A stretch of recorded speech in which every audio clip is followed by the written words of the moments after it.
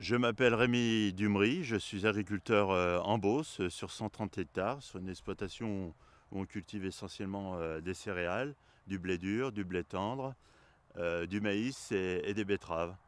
Je suis également trésorier du réseau biodiversité pour les abeilles et membre vice-président du GAL du Pays Loire-Beauce. L'intérêt de favoriser la biodiversité en agriculture nous permet de répondre à la réglementation, qui est de plus en plus contraignante, mais aussi sur le terrain de trouver des solutions à la fois pour le monde agricole, mais aussi pour tous les acteurs qui gravitent autour de l'espace agricole. Je pense notamment aux apiculteurs, aux chasseurs, et de trouver des synergies entre leurs intérêts et les nôtres.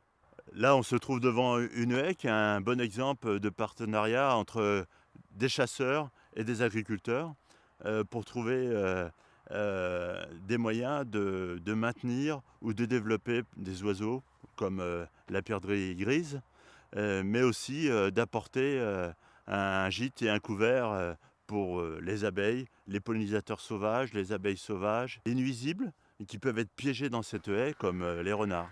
Un exemple concret, c'est par exemple des pylônes électriques qui prennent une certaine place et qui sont évidemment pas faciles à cultiver autour et même en dessous.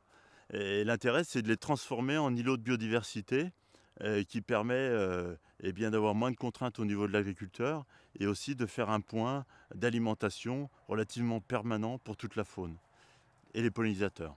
La biodiversité dans une zone agricole, ici comme dans cette parcelle de blé, mon rôle, moi, d'agriculteur, c'est qu'il n'y ait que du blé et de produire une récolte qui soit saine et marchande. La biodiversité dans cette zone-là, elle peut être entre les cultures, en implantant des cultures du type SIPAN, les cultures intermédiaires pièges à nitrate, qui vont avoir un effet agronomique, retenir les nitrates, développer, avoir un couvert permanent sur le sol, mais aussi apporter le gîte et le couvert au gibier, à la faune sauvage, et avec des fleurs, apporter du pollen et des nectars pour les abeilles sauvages, mais aussi pour le monde apicole qui a besoin de nourrir leurs abeilles pour pouvoir produire du miel et qu'ils soient en bonne santé pour passer l'hiver. Donc là, on est sous un pylône où j'essayais toujours de cultiver dessous. Et là, cette année, j'ai choisi d'implanter, en fait, de faire un îlot de biodiversité, hein, qui pourrait être répété sur toute la longueur de tous les pylônes et qui permettrait justement d'apporter des fleurs comme là, un peu en permanence, pour les pollinisateurs et pour le gibier aussi, hein. Donc là, j'ai fait un mélange avec des plantes que j'avais et des semences que j'avais sur mon exploitation. Donc là, on a des pois protéagineux et qui sont en fleurs. Mais à l'intérieur, on peut voir des sarrasins, des trèfles.